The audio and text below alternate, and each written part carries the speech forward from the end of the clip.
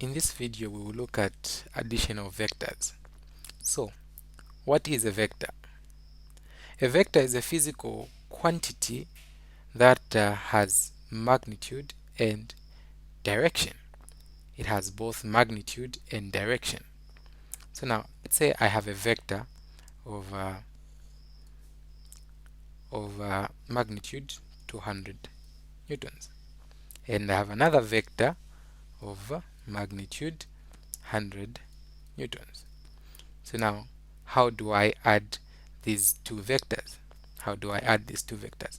So when you have vectors that are parallel to each other, it means you just add them the normal way you would add any scalar.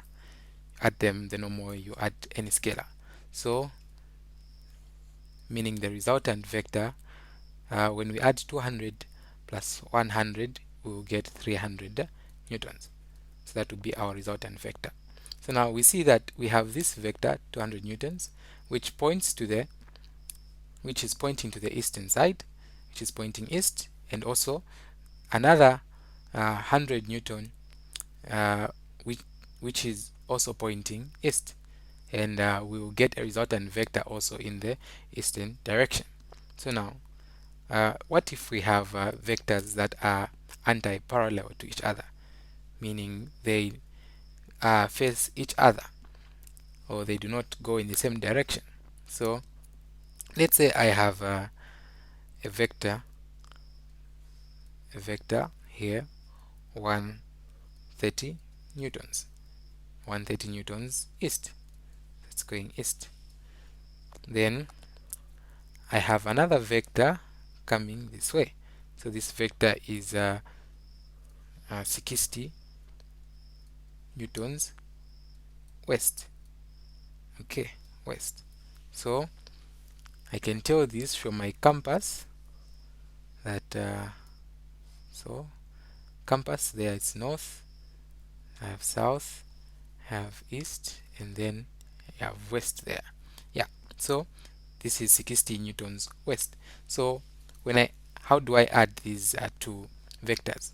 So these vectors are anti-parallel, meaning they are facing each other, or they are going to collide. In short, yeah, they are facing each other. So when I have anti-parallel vectors, what I do is I will subtract my vectors. So I will subtract my vectors, and then I will keep the direction of the bigger vector. So in this case, when I subtract my vector, when I subtract 130 newtons minus 60 newtons, I will get 70 newtons. So when I get 70 newtons here, so the direction will be of the bigger vector, or the vector of a greater magnitude. So that is going to be east. So it will move east. Okay, so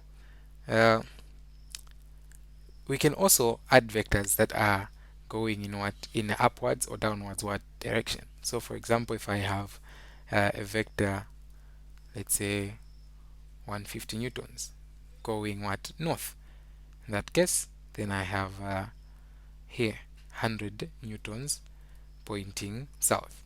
So when I add the two vectors, so these vectors are also anti-parallel. They are not heading in the same direction. So if they're not heading in the same direction, what then do I do? So I will also subtract these vectors. So when I subtract these vectors, I will keep the direction of the greater vector. So in that case, when I subtract, I will get 50. So I'll have my vector there 50. So that will be 50 newtons. We see that it is going north. So that is the direction north. Okay. Now, what if I have vectors that are not parallel or anti-parallel to each other? What if they are perpendicular? How then do I add my vectors? So I will erase this. Okay, how do I add perpendicular vectors? So let's say I have my vector here. I have a vector going in this direction saying 30 newtons, and I have another vector going in this upward direction like this. Okay, it's upward direction. Just write that properly. So it's going in the upward direction like this, and there it is 40 watt newtons. I have these two vectors that are what perpendicular to each other, meaning that what 90 degrees to what to each other. How do I find the sum of what of these two vectors? How do I find the sum of the two vectors? So now, to find the sum of these two vectors, I'll have to use Pythagoras' theorem. So the way we write vectors, so from one till another vector will start from there. So as you can see here, one arrowhead here, this arrowhead ended here, then the other vector starts from this arrowhead going to there, meaning the resultant to start from the original point, meaning where the first vector started, which is here, then it will go where it ended, which is there. So this is our resultant vector. So now I need to get what this vector. So to find the addition or to add these two vectors, I need to use Pythagoras' theorem, which is just like finding the hypotenuse of this right angle triangle. So I'll say, or it is given using Pythagoras' theorem. Using Pythagoras' theorem, we have that the resultant vector in this case, or resultant force in this case, will be given by the formula. So I have here 1 plus r squared 2.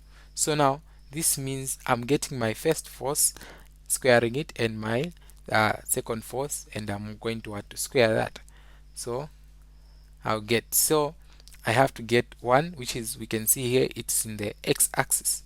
So this is in the x what direction. So I have 30 in the x direction, so 30 squared plus I'll get 40 there newtons, which is in the y direction. So when I square this and evaluate, I will get 50.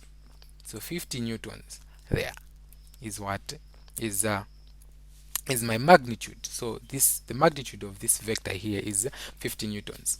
But remember that we describe vectors in terms of direction and magnitude. So it means we need to what? Find the direction. So how do we find the direction? So for us to find the direction, we must find the angle. So we must find direction. So to find the direction, we must find the angle between what? The angle from the positive x-axis to that vector. So from the positive x-axis, which is here to here, to this vector here, what angle am I going to what to find? So in order to find the angle there, I will say theta. I will use the formula theta is equal to tan inverse of the y component over x component, like that. I'll use this formula to find what? To find my angle. So now, how do I find that? Let me just erase this part. Okay, how do I find that? How do I find? Okay, so I will say theta is equal to tan inverse. So what is my y? So my y, I know from the diagram that I previously sketched, is 40, and my x is 30. That is my y and my x. So you can punch this on a calculator, and then you get something like this, which is 53.1 degrees. So this is your what? Your direction. So we can see it's in the what? In the first quadrant. It sits in the first quadrant. Okay, so this is all about addition of vectors. So now when we add vectors, when it comes to subtraction, we would have to multiply a negative to the vector that we were adding. So for example, if we have a minus b, this is the same as a plus minus b. So meaning to the b component, I'm going to just multiply a negative and work out the same way as I did with addition. Alright, this is all for this video, and see you in the next one.